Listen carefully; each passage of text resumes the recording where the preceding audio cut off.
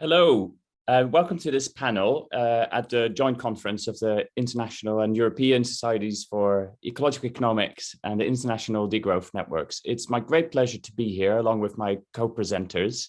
My name is Jasper Kenter and I'm the Principal Investigator for the Global Assessment for New Economics, or GANE. GANE is a project that seeks to review and synthesize the many different approaches and labels and streams and branches and schools and life philosophies associated with this very kind of heterogeneous label of new economics. And we'll be talking about that in this session. But because we are doing this kind of synthesis and review and trying to link these different kinds of approaches and see what they've got in stock, I thought it'd be nice to just start off with a quick audience poll of what labels of new economics you associate with. Now, in our review, as we'll talk about in a few minutes, we found more than 60 labels and that didn't fit into the poll. So based on a mix of kind of expectations who might attend this conference and what are perhaps the most kind of prominent or prolific labels, we've selected some. So I do apologize if you haven't found a label that you associate with. There is an other box, but anyway. So perhaps not surprisingly, ecological economics is at the top. 59% of you, the graphs are still changing, 57% now. Would say they were ecological economists or affiliate with ecological economics. And then post-growth and degrowth are kind of almost in a tie for a close second. When feminist economics, post-capitalism, also quite high, as well as well-being economy. So let's scroll down now and see if there's any flavors that or labels or approaches that haven't really been picked. And there's only one called the foundational economy. Nobody associates with that. But so it's incredibly interesting to see that from all the other, I think it was 23 or 24 labels and approaches that we listed here, there's at least one person who associates with that, which I think, you know, there's more and more people coming through also in those kind of perhaps less dominant labels, which I think is a wonderful thing for this conference, that John and the team have been able to bring together so many people with such a great diversity. So again, I'd like to reiterate what a pleasure it is to be here. We'll have a number of talks lined up. And I'm switching over to Phil, who will put them on, and we'll have about half an hour of question and answer at the end. So welcome again. In this session, we will hear from a number of members of the GANE leadership team, looking at a range of new economics topics, but with a common focus of taking advantage of the window of opportunity that recovery from the pandemic provides to propel economics to the mainstream. But first, I will briefly introduce the GANE project. You all know that we're in a profound time of crisis. The pandemic is a major crisis for health, but also for human development. This graph from the most recent UNDP Human Development Report projects that the pandemic has led to by far the most profound development crisis since the Human Development Index was assessed. By comparison, the 2008 global financial crisis was just a blip. And the direct impacts, sickness and death, and indirect impacts affect people profoundly unequally based on existing inequalities, both between and within countries, such as can be seen here, comparing deaths in different US states. And I do not need to tell you about the even more profound and more severe but slower burn crises of the climate and ecological crises. And there are many other crises, such as the crisis of trust in institutions and democracy, and social disruptions resulting from new technology. So in this very turbulent time, there is a wealth of new economic ideas on how to address these responses, the responses to these crises. But so far, there is little synthesis. Yet more than ever, there's a need for alliances and effective action to propel our visions. New economics is hugely diverse. We operate under many labels, and some more scientific, some more practice-based. There's an explosion of ideas and concepts such as planetary boundaries and critiques of growth. And these are not just fringe concepts anymore. And new economic entrepreneurs are starting many new exciting initiatives such as whole new green and fair financial ecosystems. But providing alternatives is not enough. We can only address the many planetary crises that we are facing if we also retire the old economics and stop thinking of ourselves as alternatives. We need to be the new mainstream. This is why GANE was set up last year. We are not a new organization, we're not a new platform or a new form of new economics. Rather, we are looking to bring new economics ideas together, to synthesize knowledge and develop credible, comprehensive responses to the current crises within the context of the window of opportunity that the pandemic recovery provides.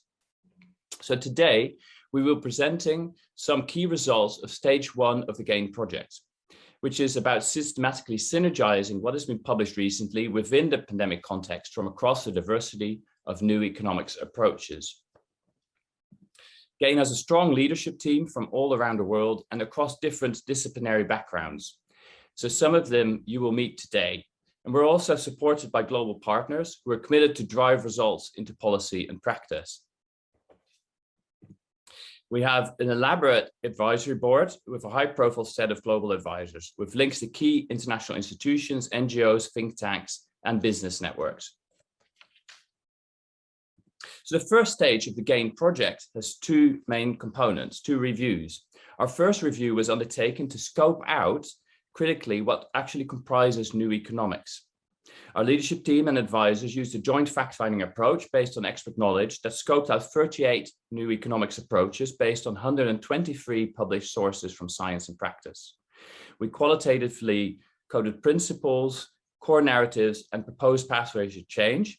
And we used cluster analysis to explore differences in emphasis and strategy between different new economics approaches. Our second review was a systematic review that focused on the pandemic context to identify barriers, opportunities, levers, and leverage points. We did systematic searches of both Scopus and also Google to capture publications from both policy and practice and science. The 38 approaches from the scope review snowballed into 61 different labels for new economics, and in total, our amazing research associates, Simone Martino and Sam Buckton, who you will see later, screened more than 2,500 sources from the year 2020, with 535 sources coded. We also assigned these sources to qualitative scale in terms of the degree to which they were more or less reformist or transformative, with regards to a number of topic dimensions related to, for example, growth, development, capitalism. Of course, our reviews had to start somewhere in the first place, and we picked a well-established publication by Ripple et al. 2019 to define our initial scope. This was somewhat arbitrary, but we chose this publication because of the level of support it received, because it focused on multiple key crises, and because it included a very succinct definition of the core aspirations of a new economics that we supported. An immediate limitation of our work that I want to point out rather up front was that our systematic searches showed a very clear global north bias, in particular with a very strong prominence of European sources, although there were also significant numbers of sources from South Africa and from Brazil. There was a similar bias for degrowth and ecological economics. And it was also notable that the ecological economic sample was actually surprisingly small compared to the other labels, particularly in terms of academic publications, which you can see on the left. So in the remainder of this session, we will dive into more depth into the results of these reviews through a collective presentation. So I would like to introduce my wonderful co-presenters. In a minute, I will hand over first to Sandra Waddock from Boston College, Professor of Management and Gallagher Chair of Strategy. She's won multiple lifetime awards, and I don't know anybody who writes as fast as she does, unless you count artificial intelligence. She will present our scope review results on first principles and core narratives across new economics approaches. She'll be followed by Simone Martino, who has been our research fellow in charge of the scope review, and he has the remarkable ability to analyze sources really as fast as Sandra can write. He will talk about the differences in emphasis between new economics approaches in terms of their principles and pathways for change. Next up is Bina Agarwal, who many of you will already know, as she's been a past president of ISEE, but she was also the president of the International Association for Feminist Economics. She's Professor of Development Economics and Environment at Manchester, but currently lives in Delhi. She will kick off a series of sections within this talk about our systematic review, and then zoom into feminist economics within the COVID context as an illustrative example. The next example will be presented by Jane Kabuba Mariara, and she is president of the African Society for Ecological Economics. She's also a professor of economics at the University of Nairobi. She directs the International Development NGO Partnership for Economic Policy, and she's a member of the Kenyan Central Bank Monetary Policy Committee. She will also be reporting on our systematic review results in terms of development, growth, and degrowth. Sam Buckton is next, and he is an absolutely outstanding postgraduate student at the University of York, and he has taken charge of the analysis with systematic review. He is probably the only person in the world that can list off 62 types of new economics off the top of his head. And he will talk about the divergent views of capitalism within our systematic review sources. Finally, I will talk about values and rationality and a concept of homo economicus post-pandemic. Can we present a new view of human beings to retire the outdated notion? We will then conclude with a synthesis of key barriers, opportunities, and leverage points for mainstreaming new economics. And we should have around 30 minutes of discussion time following the presentations. So please hold your questions until that time. Thank you very much. And now over to Sandra. Thank you, Jasper. As Jasper just said, the GANE leadership team undertook a scope review of the new economics literature, from which we distilled 10 first principles and core narratives for new economic principles. These first principles fall into 5 groupings, highlighted in different colors on the slide. 2 principles, in purple, highlight holistic contextual factors that the new economics approaches need to consider. 2 other core narratives, highlighted in green, recognize the natural environment's relationship to economics and economies, with another, highlighted in blue, arguing for designing for regenerativity. 2 core narratives, highlighted in orange, emphasize social or societal considerations, and from these, 3 additional narratives, highlighted in red, focus on the political economy. They are oriented toward a synthesis of principles underpinning heterodox or economics, as Bob Costanza said was needed on Monday, and really begin to integrate for a new economic orthodoxy, as Jasper pointed out. So the first set of principles, the holistic principles, provide a revised and arguably far more realistic understanding of the context in which economics and economies exist. The principle recognizes that economies are embedded within societies and ecosystems, and that the purpose of economics should be to maintain human and planetary well-being, is an overarching statement about the need to recognize the embeddedness of economies in the context of human relationships, people connectedness, and interdependence among humans and humans with nature. It recognizes that in conventional economics, this socio-ecological context is generally ignored. Critical constraints to consider from this context are human capital, social capital, for instance, caring and trust essential to human communities, and biosystem capital, the living systems essential to Earth's capacity to support life. This principle argues that new economics must recognize our human integral relationship and interdependence with nature to ensure that economic welfare is aligned with total planetary welfare or well-being. This next principle, acknowledge complexity and the need for interdisciplinarity in addressing economic problems, recognizes the reality that reductionism does not deal with the actual complexity of socio-economic and ecological systems. It integrates understandings about the nature of complexity and complexity science into addressing economic issues and problems, adopting nonlinear, integrated, and socio-ecological approaches that deal with interdependencies, interrelatedness, and dynamics of actual social-ecological systems is vital to understanding how actual economics and economies work. Doing so will inevitably require interdisciplinary approaches that are more realistic, holistic, and insightful about human economic choices are actually made. The set of principles in green, the ecological and environmental factors, and the blue, the design principles, explicitly acknowledge the reality that economies and economics exist in the context of the natural environment and are subject to its constraints and abundances. The first 2 have to do with that acknowledgement or recognition, while the third offers a pathway forward for bringing economics into alignment with nature's boundaries. The principle, acknowledge that economies have fundamental biophysical and biogeochemical limits to growth, specifically recognizes the need to consider biophysical and biogeochemical constraints ignored in standard economics, and particularly by GDP, which measures only economic activity, beneficial or not. This principle argues for replacing GDP with holistic indicators that better assess overall human and ecological well-being and measure actual prosperity, progress, and development. The core idea is to consider social and ecological costs as endogenous to making economic welfare coextensive with total welfare. The principle recognizes that human-derived capital depends on nature, argues for constraining economic processes by greater understanding of human interdependence and interconnectedness with nature and the resources that we humans rely on from nature. Despite the innovativeness of humans and human economic institutions like businesses, it is not actually possible to create economic activity, products, and services without drawing from natural resources. Thus, there can be no actual substitution of human-made goods and services without affecting or impacting nature.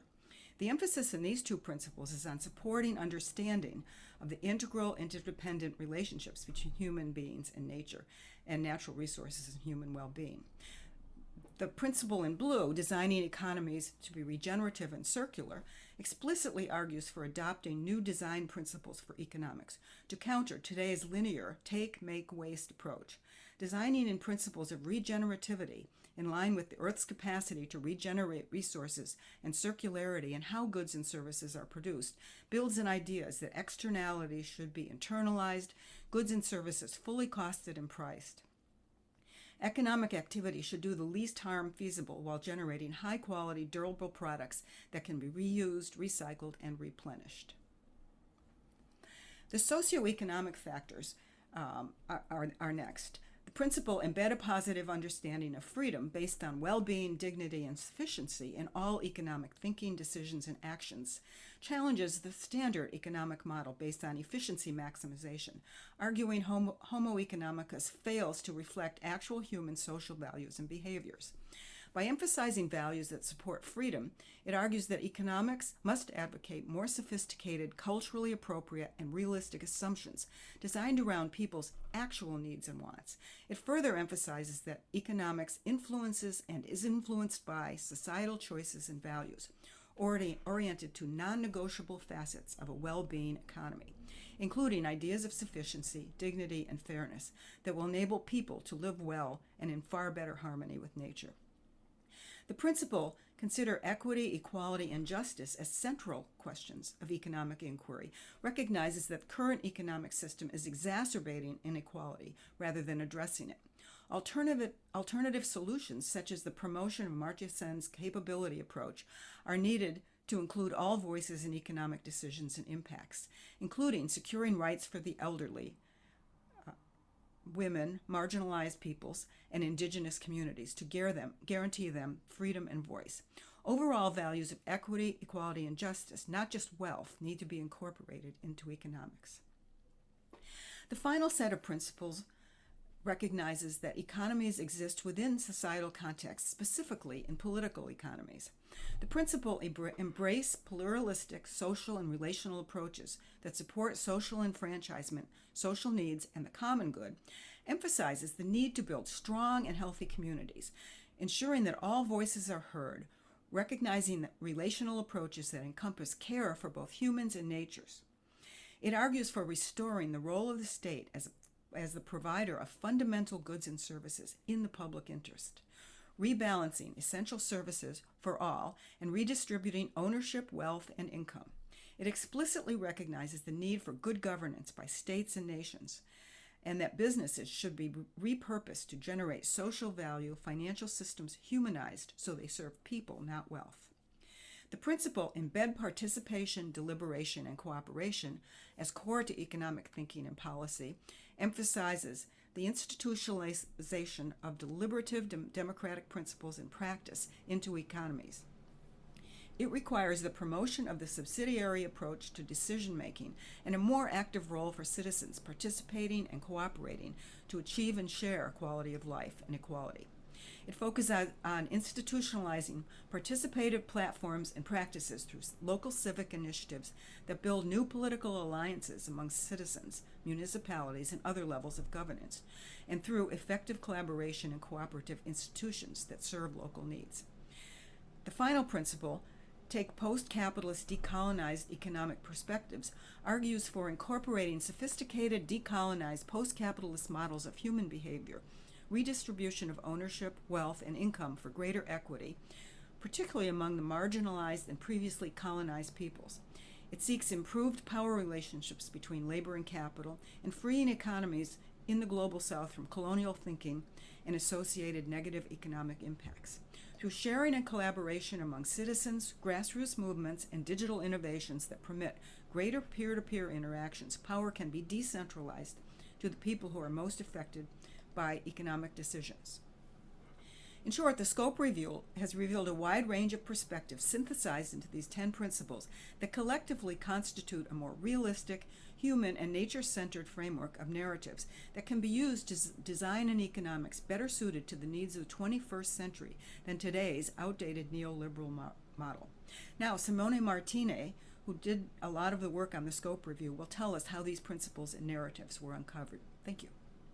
Thank you so much, Sandra. In this presentation, I'm going to show the differences between the new economics approaches used for the formulation of the 10 principles previously proposed.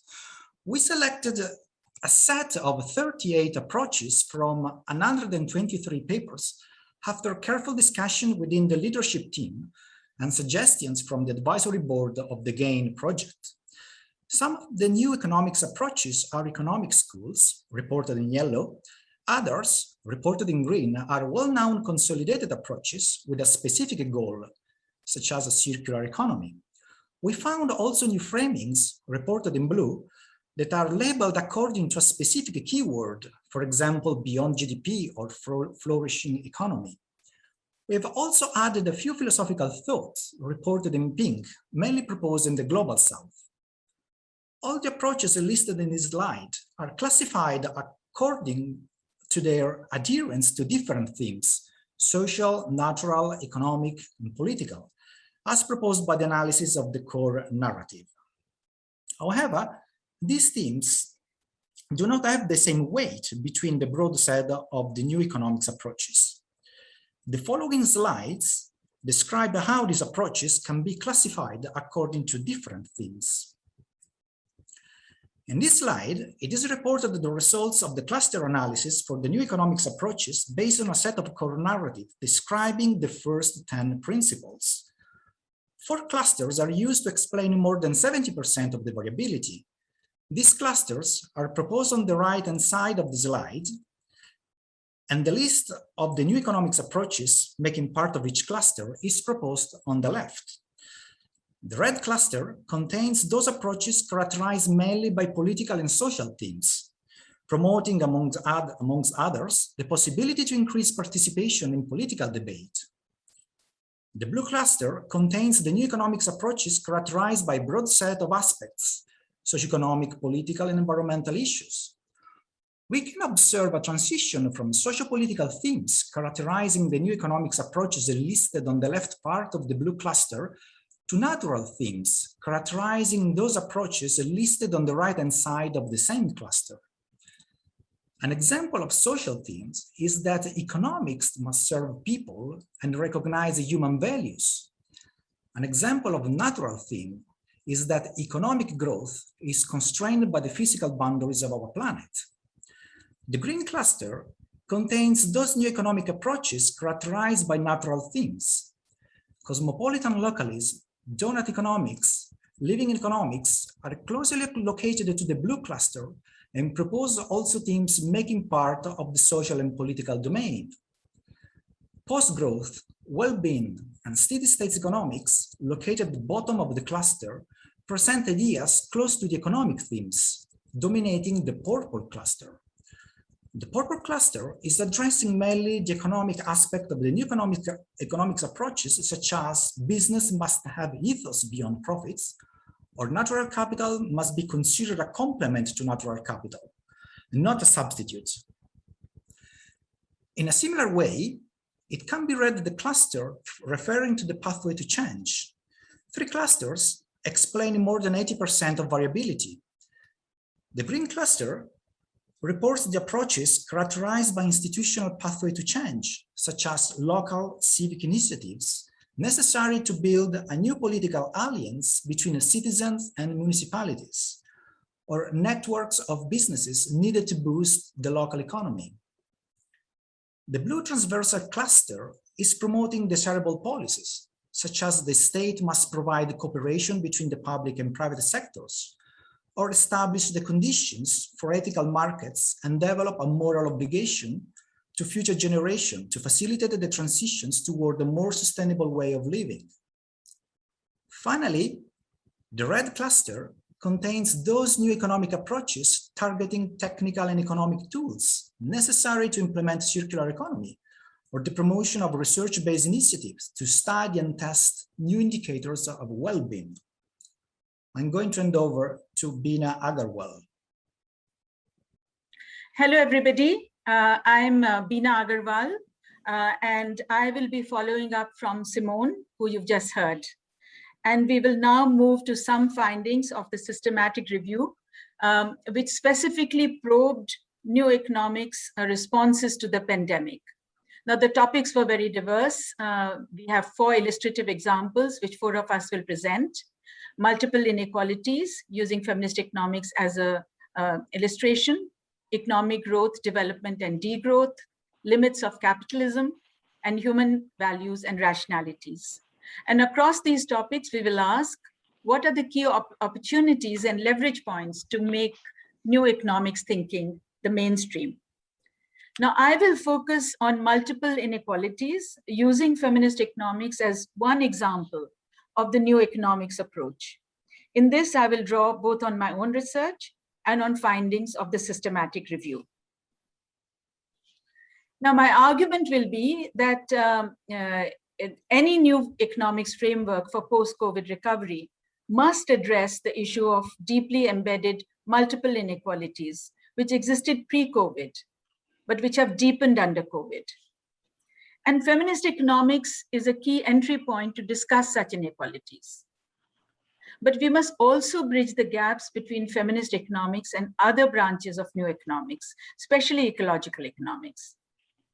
Equally, we must bridge the gap within feminist economics between the global north and the global south. Now, feminist economics has emerged as a major challenger to conventional economics. It has challenged many standard assumptions of conventional economics, pointing especially to the deep gender inequalities which are embedded in all institutions of society, the family, the community, the market, and the state.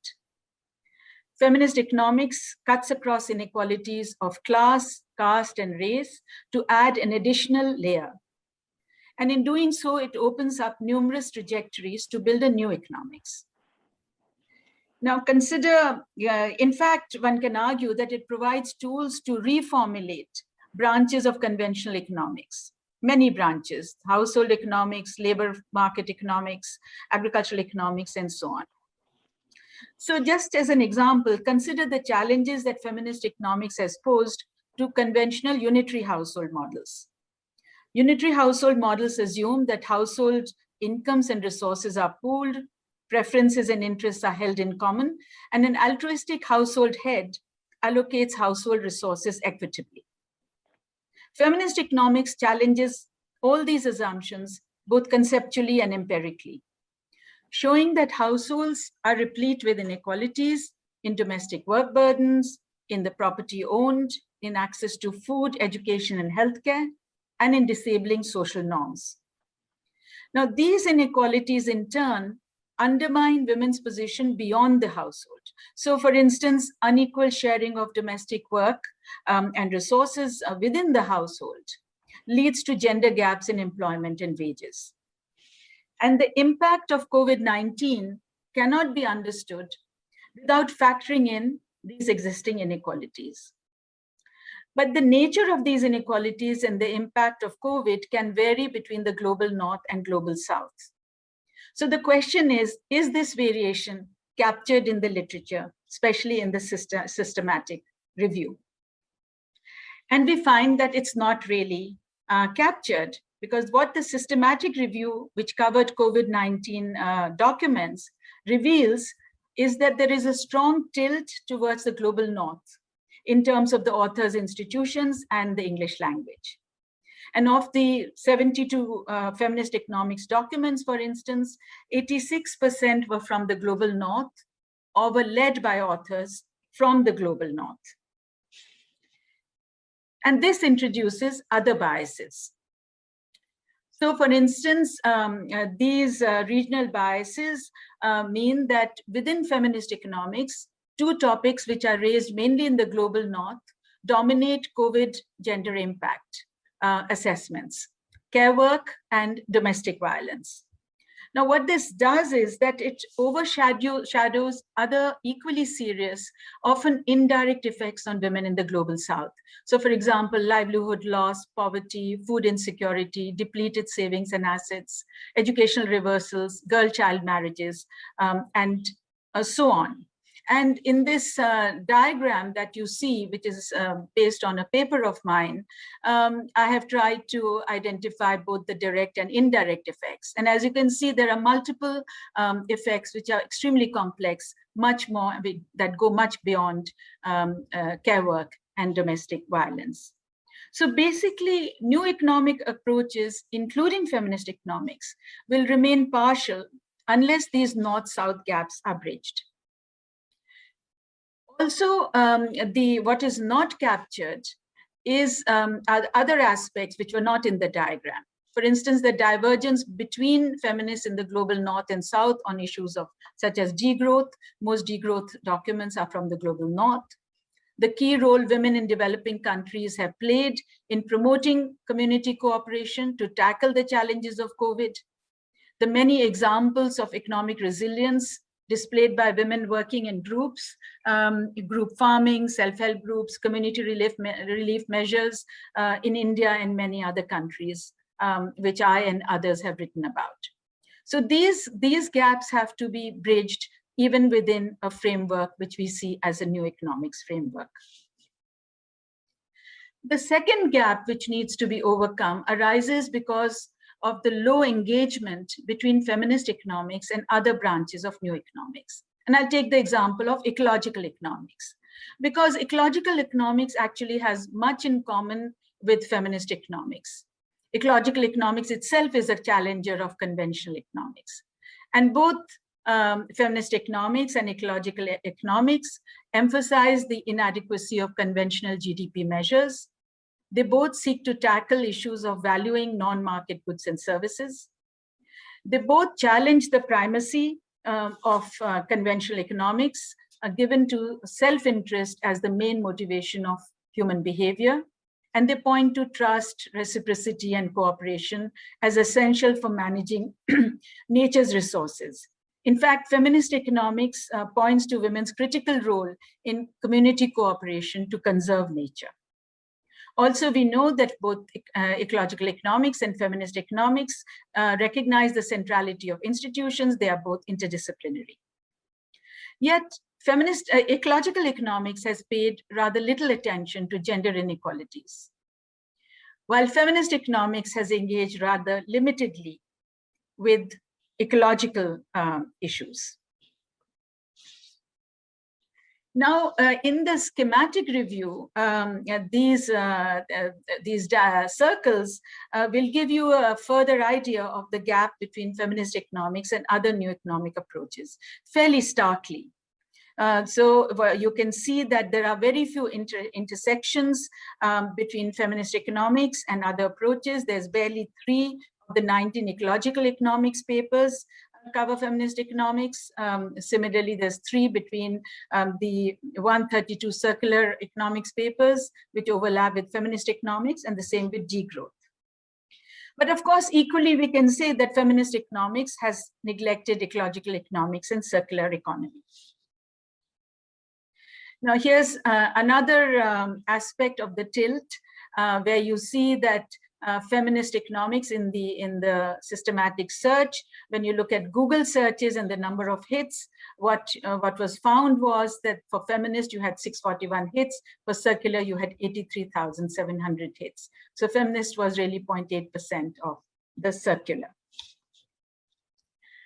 So let me conclude then that as we seek to frame the parameters of a new economics post-COVID, we must address the issue of multiple inequalities. This means, for a start, that all branches of the new economics must engage more deeply with one another and with feminist economics. Equally, feminist economists in the global north must engage much more with the insights and visions that feminist economists in the global south have to offer.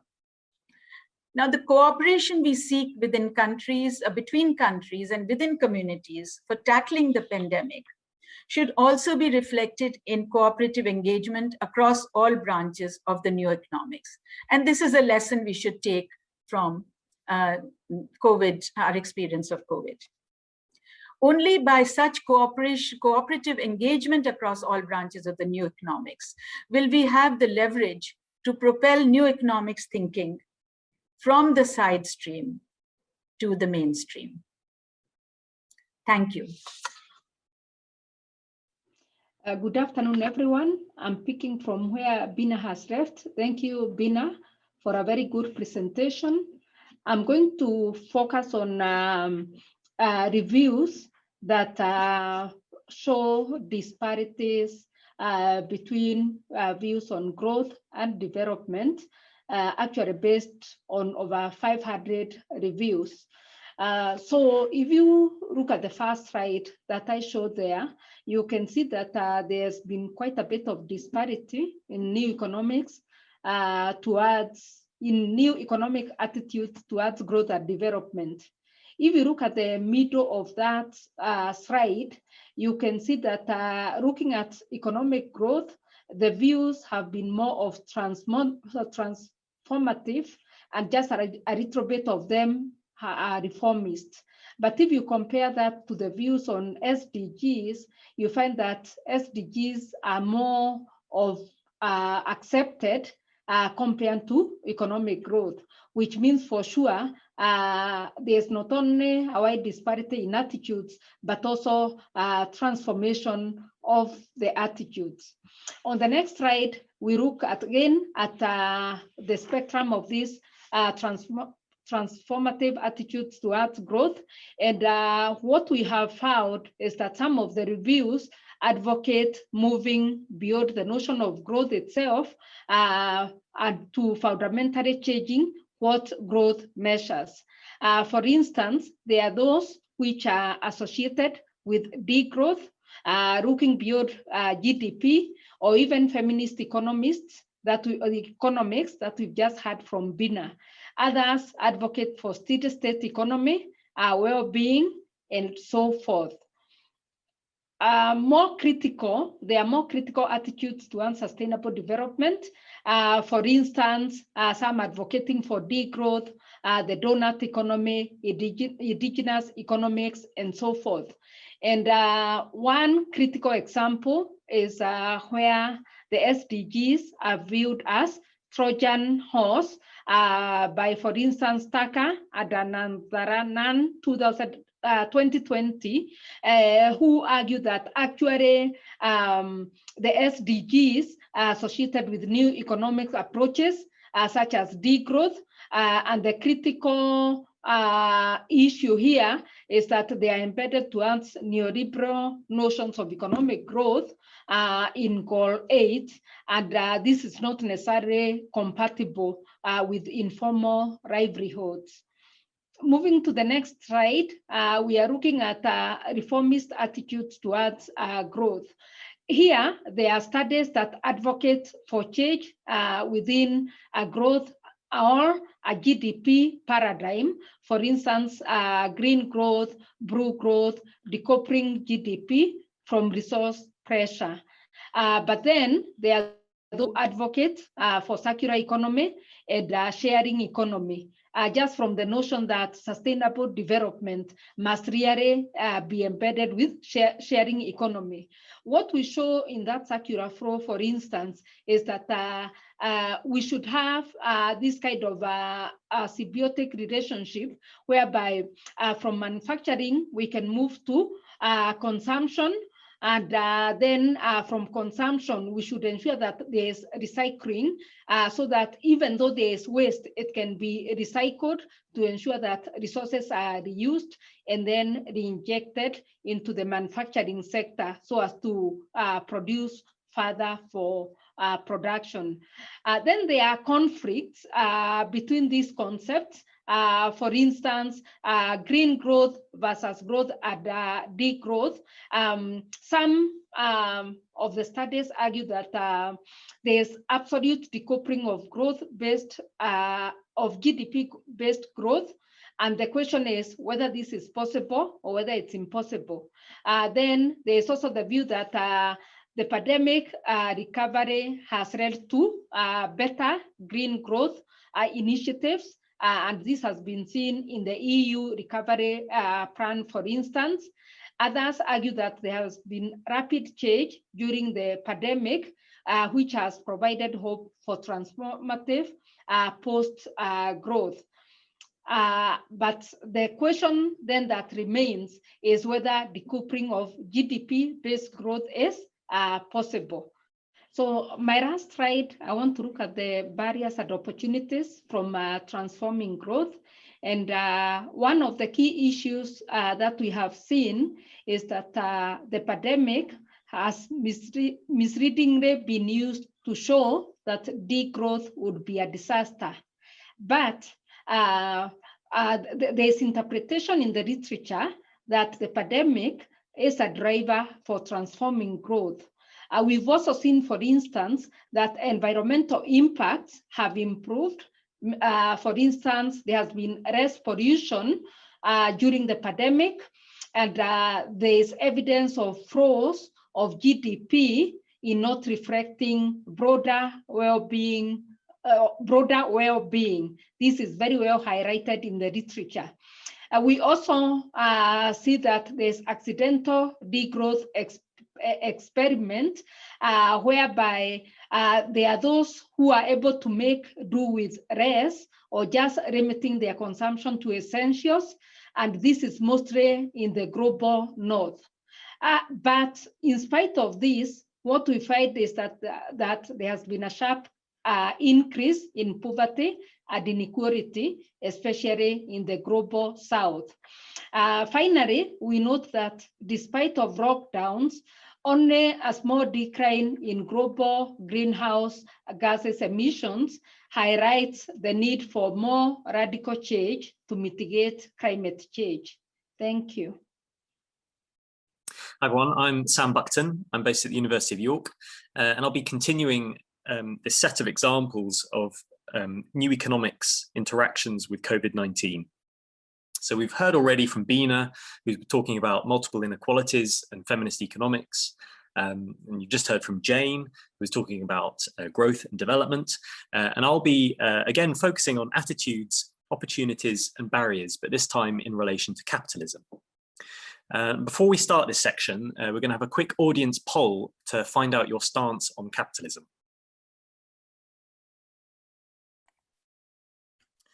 Yes, so we're now going to launch our second poll. So in this poll, we're interested in your views on capitalism. So we've got a few different options. The first option is that you're accepting of capitalism in its current form. The second option for your view of capitalism is to reform within a capitalist framework. So, you know, some examples might include responsible capitalism and this idea of stakeholder capitalism, where capitalism should, you know, address its responsibility to stakeholders in wider society rather than shareholders. Regenerative capitalism, but it's all within a capitalist framework. Then the third option that you'll see is to abolish capitalism altogether. or at least its most fundamental principles. And we've also got an option for if you're unsure on where you stand on capitalism. Okay, excellent. So in the first poll, I noticed there were quite a lot of post-capitalist perspectives, so I think this might be reflected in the second poll as well. Let's see. So yes, I think the vast majority are wanting to abolish capitalism altogether, or at least looking for some fundamental change to capitalism. Getting any more responses? Okay, excellent, brilliant. Yeah, I'll leave it to you, Phil. There was also a disparity in author attitudes towards capitalism in our sample, albeit not as strong as for growth and development. You can see in this bar chart that there are transformative attitudes to capitalism at the top end of the left-hand bar, as well as some reformist attitudes at the other end. Discussion of capitalism relates particularly to our principles about how human capital derives from nature, the need for post-capitalist perspectives, and the need to embrace complexity. At the transformative end of the spectrum, new economics calls for doing away with capitalist logic altogether. Many of these discourses come under the post-capitalist label, but are associated with a wide range of other new economics approaches, including degrowth, feminist economics, and indigenous philosophies. There are some scathing critiques of capitalism in our sample, and especially its neoliberal variant. Critiques typically focus on how capitalism hinges on accumulation of resources, its dependence on growth, consumerism, materialism, extractivism, and deriving value from difference, which is seen as inevitably leading to inequality and discrimination and environmental destruction. Perhaps one of the most hard-hitting quotes about capitalism from our sample was from Simon Springer, who calls capitalism the creation of inequity and the primary source of all conflict in this world. Reformist varieties of capitalism are criticised as simply repackaging and perpetuating the fundamental problems of capitalism. At the reformist end of the spectrum, authors advocate change within a capitalist framework, such as responsible capitalism, inclusive capitalism, regenerative capitalism, conscious capitalism, and stakeholder capitalism. Their principles often include a need for businesses to focus on their responsibilities to stakeholders in society more widely, rather than prioritizing shareholders, as well as improved wealth distribution, making biodiversity conservation more central to capitalist development, and increasing circularity within capitalist systems. If we take a more transformative stance towards capitalism, as advocated in our new economics starting principles, then what does our sample recognise as barriers and opportunities offered by the COVID-19 pandemic? It's been suggested that the pandemic could further entrench capitalist models. For example, the expansion of digital forms of education, communication, commerce, and entertainment could, during the pandemic, it could entrench forms of platform capitalism and encourage further privatization, harvesting personal data for profit-making purposes.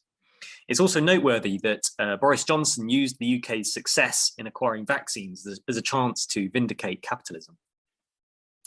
With that said, the pandemic has also been seen to expose the flaws of the capitalist system, the inequality it has caused, and its dysfunctional relationship with nature that's made catastrophes like the pandemic more likely. Moreover, the pandemic has seen the mainstreaming of welfarist policies that align more with socialism, including forms of universal basic income, work sharing, wealth taxes, rent moratoriums, nationalising hospitals and making facilities of private healthcare institutions freely available to citizens, providing shelter for homeless people in hotels, giving refugees and immigrants equal access to services, as done in Chicago, providing citywide financial and career support to international students, as done in Melbourne, lockdowns to preserve human life, despite the knowledge that this would harm the economy, and the supply of debt-free money by central banks without causing significant inflation, such as in the US, which vindicates modern monetary theory. It may be harder post-pandemic for governments to halt these policies after their introduction, and harder for them to justify austerity. Moreover, the pandemic demonstrated the relatively successful responses of more socialist or welfarist governments, such as China, South Korea, New Zealand, Vietnam, and India's Kerala state. Thank you very much, Sam. So I will continue with our final illustrative topic based on our systematic review. And I will also link back to some of the first principles from our scope review that Sandra illustrated. I will talk about values and rationality within the pandemic context and what could constitute a possible concept of homo novo economicus to replace the outdated notion of homo economicus. I will then sum up some key barriers and opportunities identified from across the systematic review before drawing some final conclusions and talk a little bit about next steps for the GANE project. So challenging the outdated views of economic man on the basis of examples from the pandemic crisis can form, in my view, a powerful leverage point for changing economic thinking. The pandemic has illustrated how we are interdependent rather than atomistic. Examples from toilet paper hoarding to vaccine distribution show that aggregated selfishness is a far short call from achieving socially optimal outcomes. In contrast, what is optimal is cooperation and the enactment of social values and norms. Lockdowns and other COVID measures are very difficult to enforce and rely on voluntary compliance, demonstrating that people can and do sacrifice their short-term utility for the common good when incentivized to do so from a social perspective. The pandemic has also provided many examples of community-led responses, emphasizing the importance of social infrastructure and bonds of trust for community resilience. It has also shown that real value does not equate with exchange value on labor markets, with collective realization that the low wages of food workers and nurses and other key staff do not reflect their social value. The pandemic has also exposed the danger of efficiency as a criterion for rationality, through the huge challenges in globalized supply chains, such as for food, personal protective equipment, and social and medicine. The crisis has also, for many questions, the value of material accumulation in life, relative to the importance of other things such as physical and mental health, relationships and green spaces, and the environment. Whereas for others, as Bina, Jane, and Sam have already discussed, it highlights the precarity of neoliberal capitalism in satisfying people's basic needs. Clearly, the new economic social principles from our scope review provide some answers to how we might respond to this kind of context in terms of conceiving of values and rationality, focusing more on a positive interpretation of freedom, the freedom to be able to meet one's needs and achieve human dignity, rather than the negative freedom of atomistic utility maximization. And in our systematic review dataset, many of the authors draw on indigenous relational perspectives to challenge the outdated views of values and rationality, such as from the Bantu philosophy of Ubuntu, Gwen Verveer and Sumakause from Latin America, and the Maori perspective of Kachia Kaitanga. This also aligns with increased recognition of relational perspectives and values in platforms such as IPBES and in UNDP. So zooming in on Ubuntu as, I think, a great example of this. Nelson Mandela summarized Ubuntu as the profound sense that we are human only through the humanity of others, that if we are to accomplish anything in this world, it will be in equal measure due to the work and achievement of others. In other words, relational views such as Ubuntu show that true social value and rationality relates to the recognition that our individual and collective interests are inseparable, not just because of our lives are entwined, but also our being and our spirits are profoundly tied together. And these views do not just have to be limited to other human beings, but can also extend to our relationships with nature. So in my view, the failings of Homo economicus within the pandemic are a key opportunity for new economics thinking to mainstream a new concept of Homo novo economicus. Homo economicus is not an atomistic utility maximizing individual, but social, collaborative, and inseparably part of their socio-ecological environment. Homo economicus means also that people have values and preferences that are context dependent, that are not preformed but socially constructed, they're shared, they're intersubjective, they're relational. And Homo economicus also reflects that people have a plurality of motivations associated with values and preferences, not just a single dimension of utility maximization. So there are important implications of these that my own discipline, deliberative ecological economics, has discussed extensively. What Homo novo economicus means is that efficiency-based approaches, based on that single dimension of understanding trade-offs based purely on conventional concepts of economic inefficiency, simply cannot determine true welfare changes. We need to consider multiple values, multiple criteria in evaluation to understand how social welfare is affected, such as equity, sustainability, resilience, meeting of people's basic needs, and enabling people's capabilities. Consequently, to bridge all these different values and criteria and people's multiple motivations and needs, value to society needs to be democratically deliberated rather than aggregated from unidimensional individual preferences. To conclude this presentation, I will briefly pick up on some of the barriers, opportunities, and leverage points that the literature has identified for new economics. Since this relates specifically to transformation, we looked at a subsample of 181 sources within the systematic review that took a transformative stance in terms of one of the dimensions that we previously highlighted, out of which 173 sources identified opportunities and 109 sources identified barriers. In this slide, the percentage indicates the proportion of sources out of the sample of 181 that refer to the barrier. Key barriers included getting back to business as usual, the rich getting richer, authoritarianism and nationalism, challenges for desirable sectors such as NGOs and renewable energy, with, for example, funding being cut off, crisis rebound effects, where there's an attempt at restarting growth, for example, sluicing money to unsustainable sectors or removing environmental or social regulations, blindness to the root causes and impacts of the pandemic and how it has been mishandled, the worsening of segregation in fractured societies, and the critique of degrowth as an apparent disaster, which Jane has already discussed. But the pandemic also provides many opportunities and leverage points for new economics. Opportunities includes disruption and reflection, with the pandemic acting as a wake-up call, the recognition of our interconnectedness with nature, including the rapid ascent of support for One Health research and One Health policy linking health, biodiversity, climate change, including the social dimensions. It also provides opportunity for recognition of the values of core services in the foundational economy and the risks of globalization that I already referred to previously and that Sandra talked about, but also exposing sectors such as hyper-globalized tourism.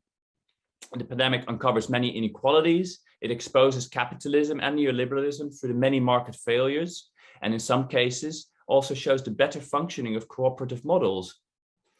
The pandemic has seen the implementation of different kinds of welfare policies, in some countries de facto basic incomes, providing opportunities for debating these kinds of policies on a more permanent basis, whilst at the same time, the propping up of financial and state functioning with vast amount of debt creation challenges the sense and sustainability of debt-based money creation, providing an opportunity for us to bring forward different financial and monetary models. And as we discussed, the pandemic highlights the importance of community and social values, whilst it highlights the failure of traditional growth-based models of development to protect people from poverty, as Jane has already discussed and Bino has also touched upon. There are opportunities to shape massive recovery funding packages. And finally, there are increasingly mainstream calls for a more profound transformation to address the multiple interlinked planetary crises. As such, there is a tremendous window of opportunity where we can use many of these issues and concerns as leverage points for disrupting old economics, retiring it, and mainstreaming the new. To conclude, we have looked at dozens of new economics approaches in our two reviews, and it is possible to identify a coherent, cross-cutting set of first principles and narratives. That said, on potentially contentious issues, such as our position in relationship to capitalism, there are significant differences in the ways different approaches position each other, both strategically and ideologically, though differences can also appear semantic. A new economics discourse coalition needs to provide a forum for open debate and deliberation, with an acknowledgement that different actors may take different strategic approaches and focus on different pathways for change, as Simone has already illustrated in his slides. However, it is my firm view that to achieve change, we need to change the way we present and communicate ourselves. We need to be bold, stop presenting ourselves as an alternative. We don't want to be the vegetarian menu in a French restaurant. We know the crisis demands responses such as those that we are formulating. We can be confident in them. We need to present ourselves as the new mainstream with a view to gracefully retire outdated economic thinking. With respect to GANE and similar projects, our next steps, if funded, will focus on gap analyses addressing the global north biases in our reviews, also undertaking a review of ground-up new economics initiatives rather than the kind of more policy and academic focused work that we've done so far, and the building of expert public and policy deliberations on new economics narratives and solutions to further build discourse coalitions for change. Finally, I want to thank Sandra, Simone, Bina, Jane, and Sam, and all the remaining members of our team, and the University of York that has funded the project so far. And I look forward with my co-presenters to your questions and having some discussion.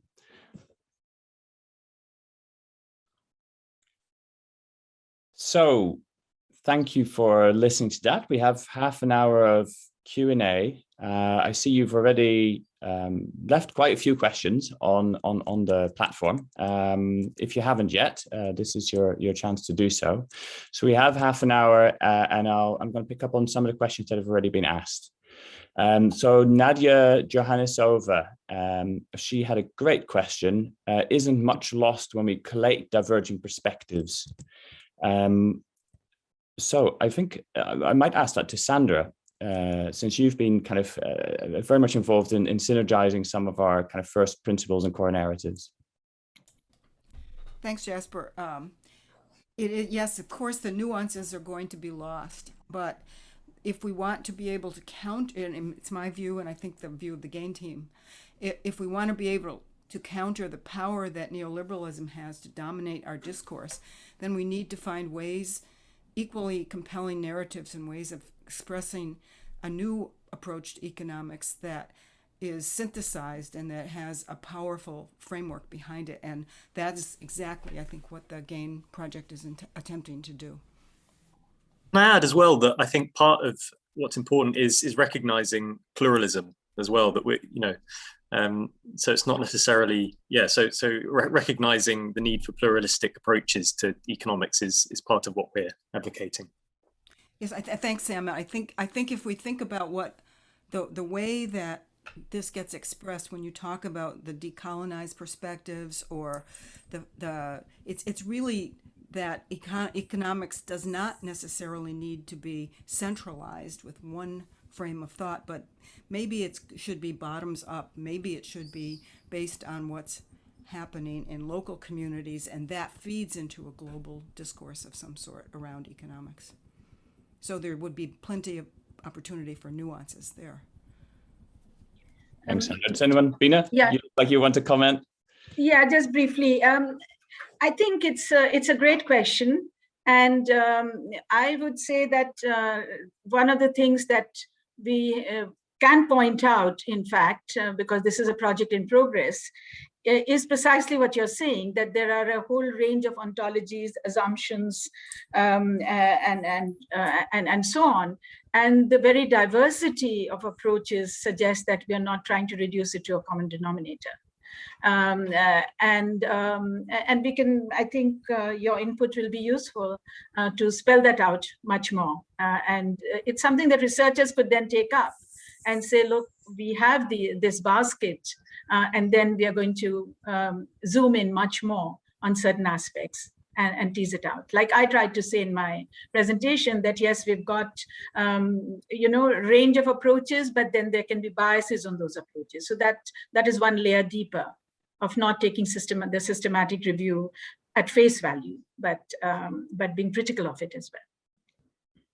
Thanks, Bina. I would also like to add myself that, conventional or old economics is also not homogeneous. It is diverse. There are many debates in economics. There are many different traditions.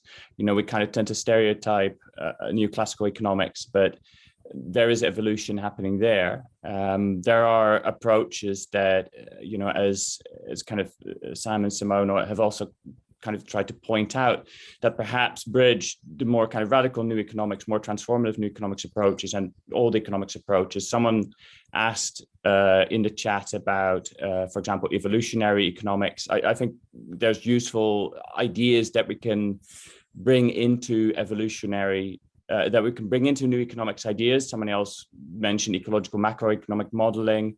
I know some people have been looking at evolutionary economics to feed into that. That's just one example of some economics that so largely operates within the old economic conventions, but that provides kind of touch points for us to again kind of move ourselves further into the mainstream without compromising our ideas. But I think in order to do that, we do need these kind of discourse coalitions where we agree, where we kind of point out there are some kind of core views that we share in common and that are distinct from old ways of thinking, and that we really see as the future of economic thinking.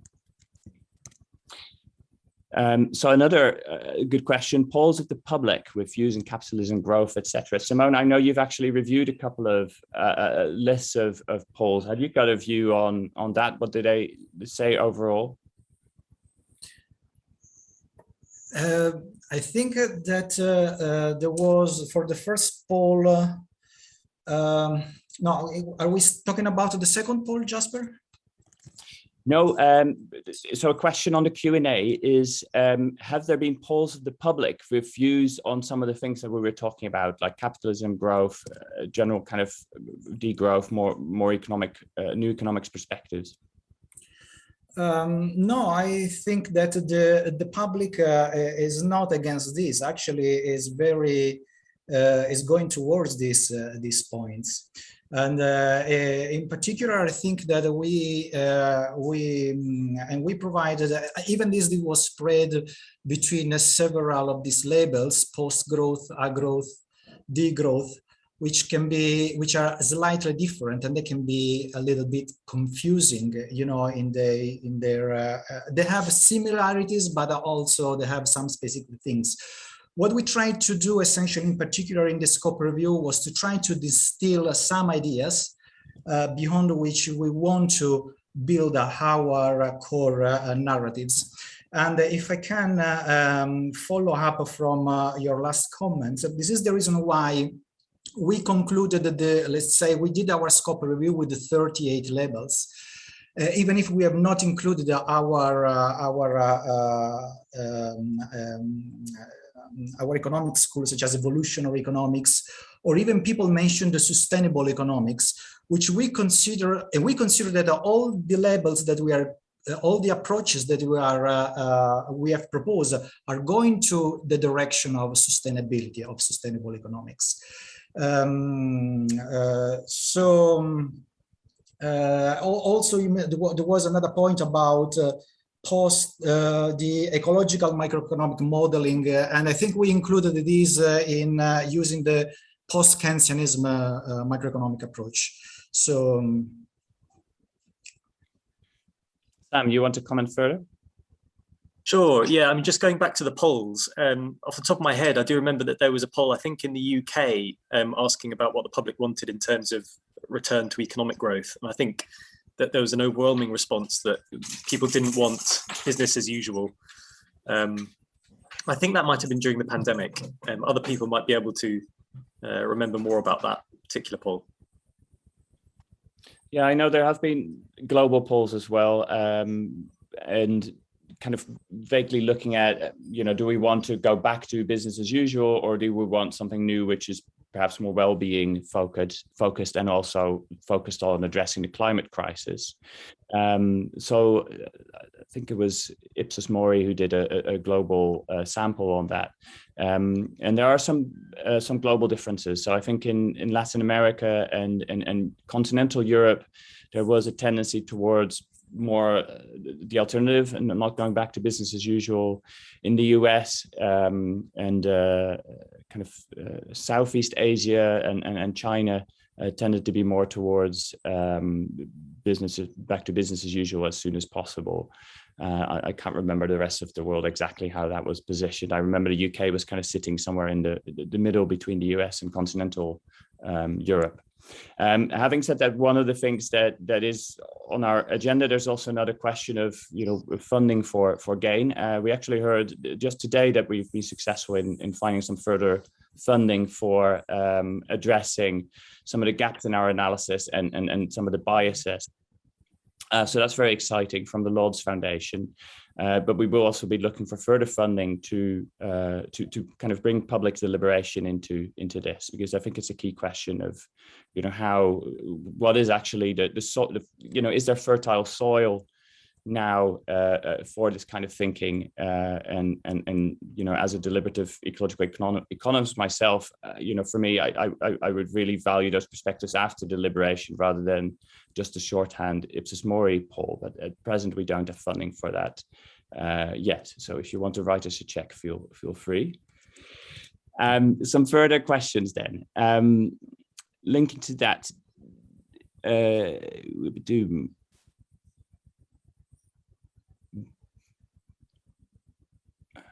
was a great question somewhere on, on still this question of kind of how do we avoid a neo-colonialist perspective. Leonif Hinojosa says the question is, what makes legitimate our new economic standpoints for producing knowledge and inducing the decision-making on behalf of future generations who may have other choices? So it's really kind of what are our ethical credentials for proposing new economic standpoints, and then aren't we reproducing a neo-colonialist perspective? Jane, I haven't heard from you yet. Would you like to start with a response to this? Oh, you're still muted.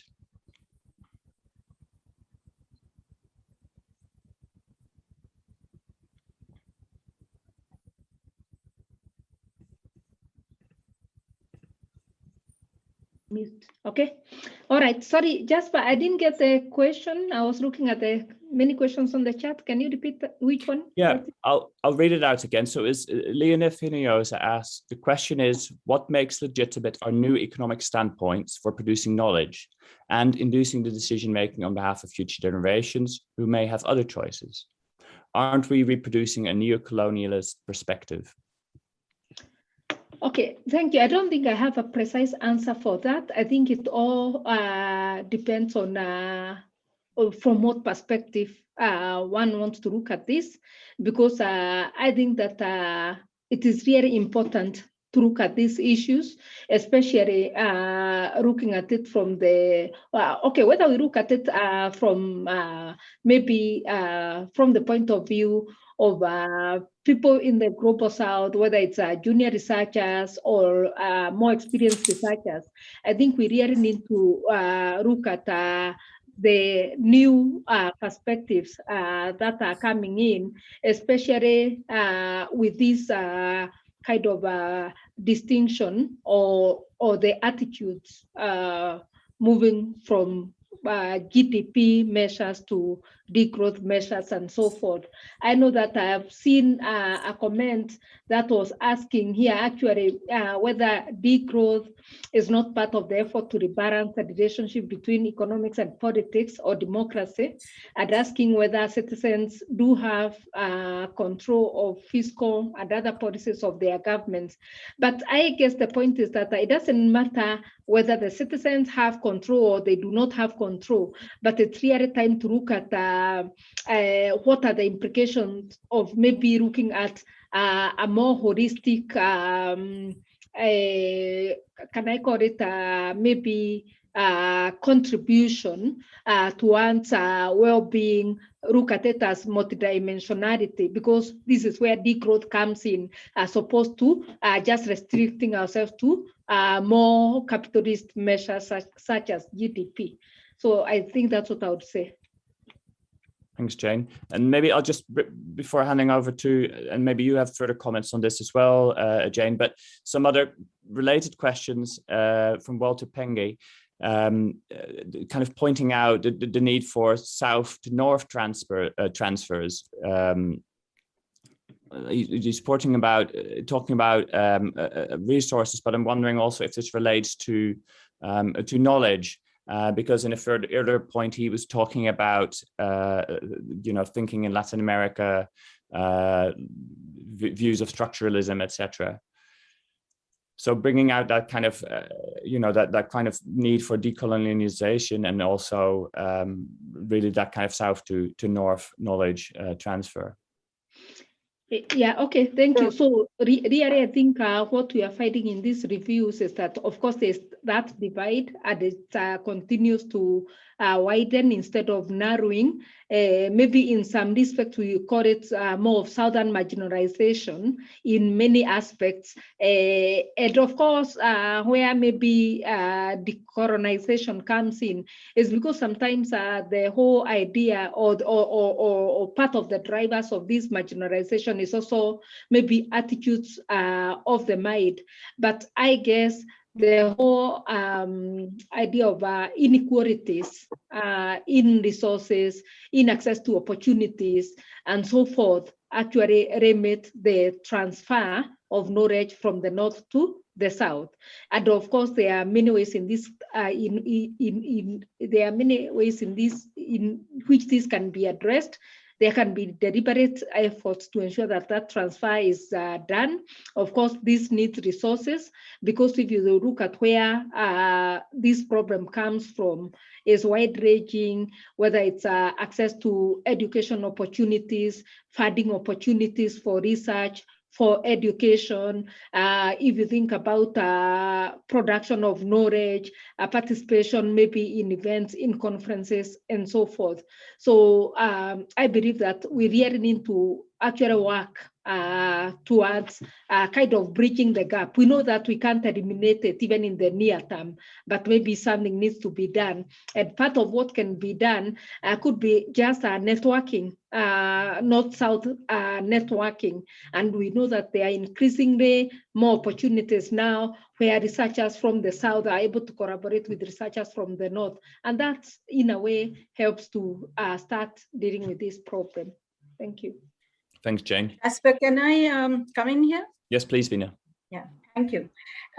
So let me add to Jane, but from a different perspective, that there are many, many examples of alternatives that you find in the global south. In fact, one of the clusters that Simone showed were ideas which emerged from the global south. The examples of community cooperation, some of the examples I gave of group farming, which you didn't have time to elaborate on, have also come from the global south. So the question is, how much of the learning process takes place in the global north from the global south? And this systematic review didn't seem to show that much of interaction. So I think that would be one of the critiques one could make, that when we do these kinds of reviews, it actually reveals what you're pointing to, which is that there can be biases in the transfer of not just knowledge systems, which Jane talked about, but also practical examples of alternative policies and mechanisms, especially in relation to alternative values, which Jasper talked about. I just want to link with another question which a young researcher asked Eva, where she said that she she draws on ethnographies from the global north, and she tries to bridge the gap a little bit by drawing on ethnographies from the global south. And she says, is that enough? And I would say that's a start, but I believe it's not enough. So what you could do is actually see if there are differences in the perspectives that emerge in the two sets of ethnographies. issue of ethnographies, of course, is that they are so granular and context specific that simply reading ethnographies may not be enough.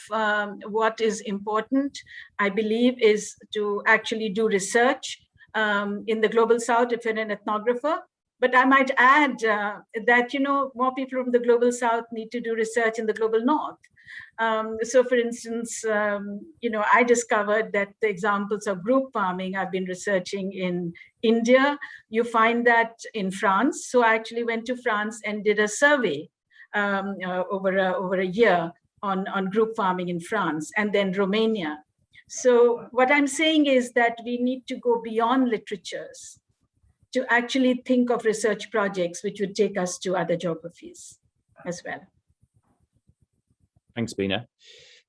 So I have two questions for you now, Sam. The first is, well, actually, let's start off with a critical question. I was wondering if someone would point out China, which you mentioned as a success. So here someone points out that the idea that the success of China on COVID is because it is a welfare economy is fundamentally flawed analysis. Could you comment on that? Yeah, sure. So, I mean, that list of countries included socialist and welfarist countries. So, yeah, I mean, this is all observational of literature. So it may well be that there are some sort of flawed views in the literature. But yeah, China was noted as a more socialist country that has done well. Yeah, thanks. Okay. A question from Duncan Crowley now.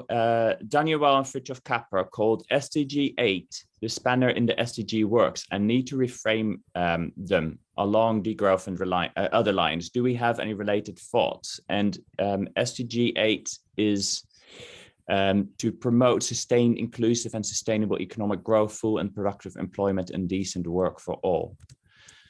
Any comments on that? Can I pick that up, Jasper? Yes, please do, Sandra. Yeah.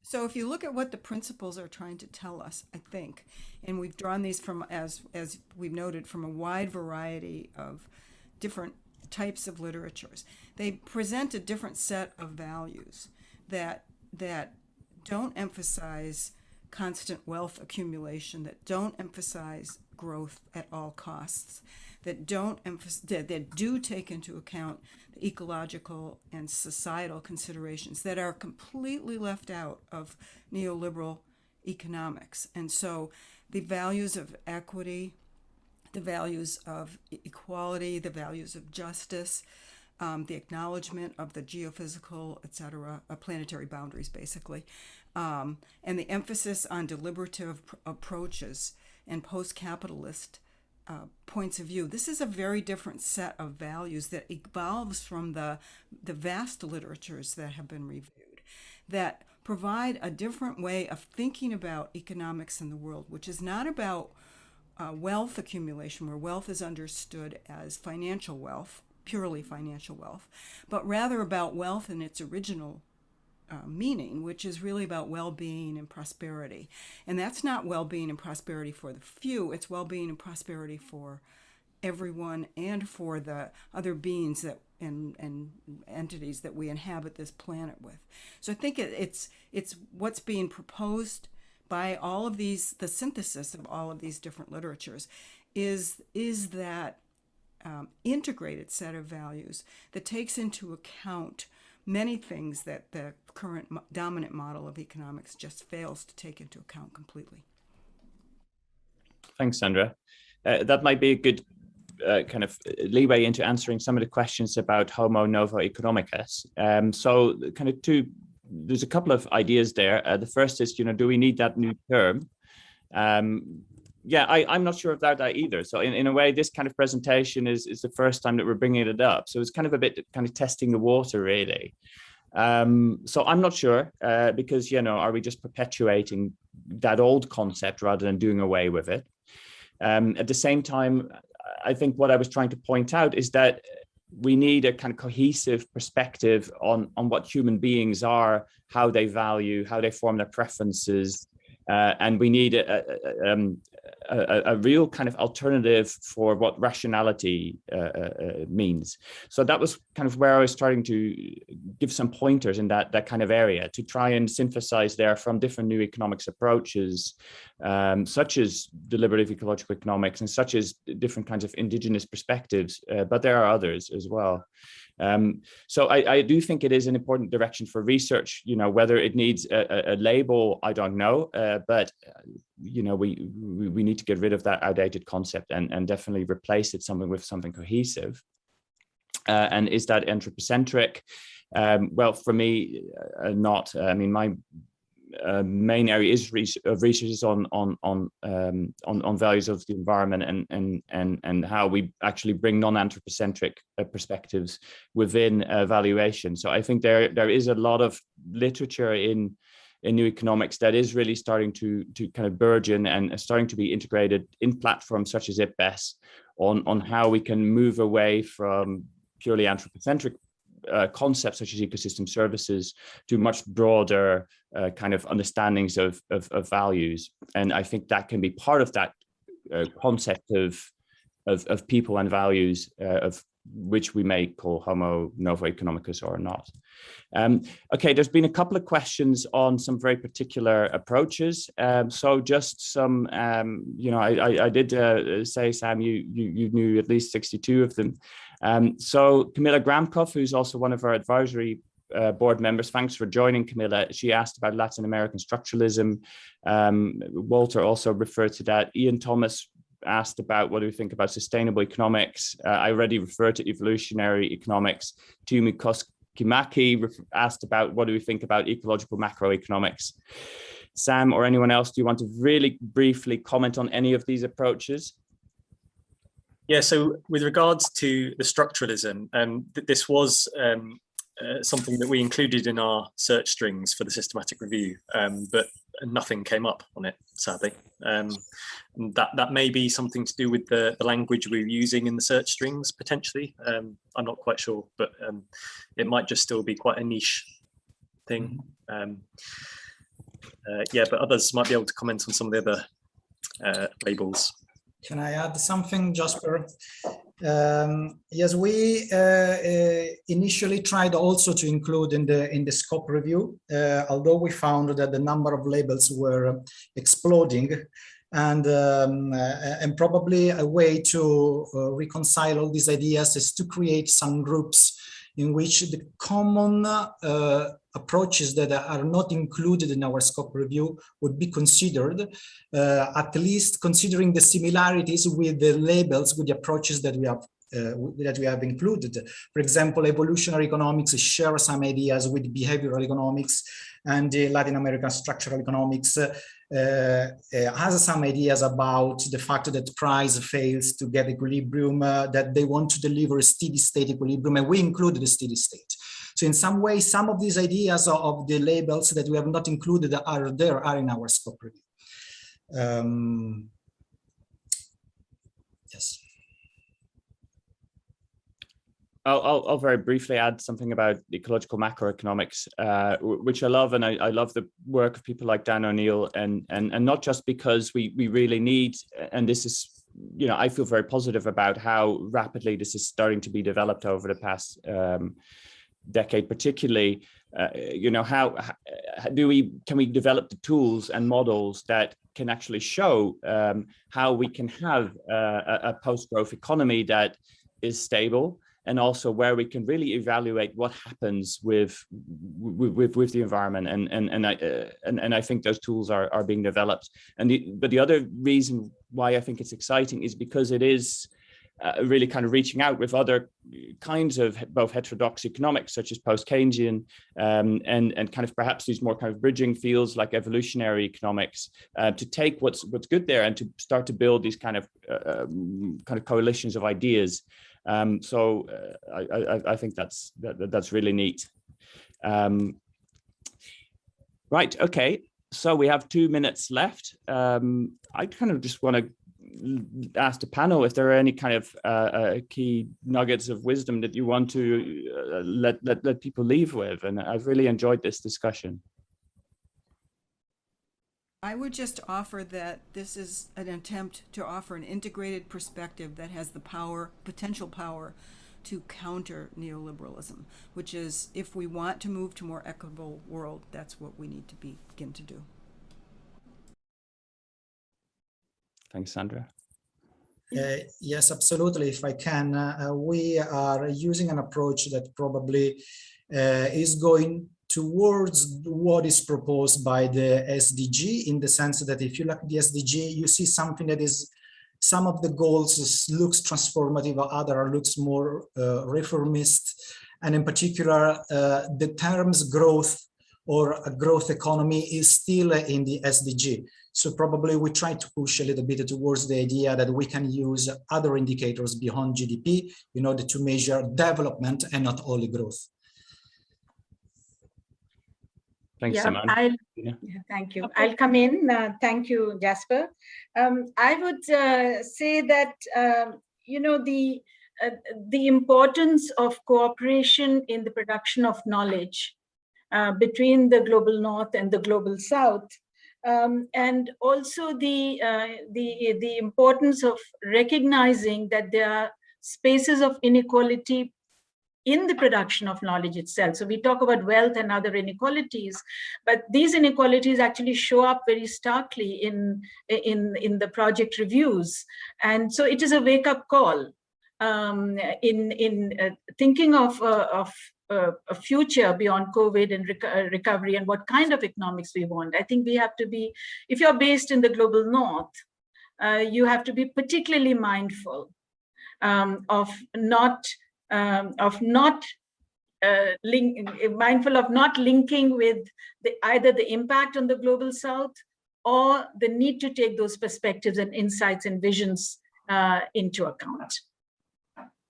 Okay, I wanted to pick up from where Simone left and say that the way I see it is that moving beyond GDP is maybe much more important actually in the global South than in the global North, because we know very well that in the global South, GDP or income is actually much more elusive.